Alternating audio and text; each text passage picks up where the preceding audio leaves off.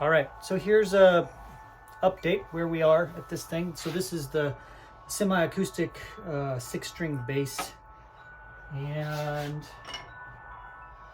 going to be cutting the fretboard off of this. I've got my line all the way around here, and what I've done is I've taken a kerfing plane and just cut a little line all the way around. That'll help keep my saw in place. So I'll just be clamping that in a vise and sawing that off. And I'm trying to decide how I want to do this. I am going to be using Cocobolo for the front side of the instrument. And so what I've done is I've traced my classical guitar body onto it and then used a sort of a template to simulate cutoff areas for wings here.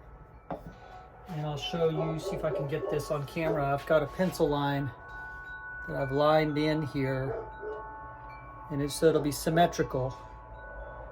And I don't know if I'm going to use that point or not, or if I'm going to round it off. Right now I'm going with the point. And got the same thing on both parts. From the butt to the joint where the wings pop off here is about 14 inches. And so that on my neck blank, which I'm gluing the scarf joint right now. So I'll hold this up so you can see. On the neck blank, from here to here is about 14 inches, and that seems to be a pretty good spot to join the body around. So here, right here is the 21st fret, and I need a little bit broader, so the end of the fretboard will be about here. And you can see I've got some lines down here. This is where the bridge will be. It's going to be really low on the instrument, but I'm going to have strings pop through the bottom right here and then come out a little bit of an angle over the top of the bridge here, which will sit on top of the guitar.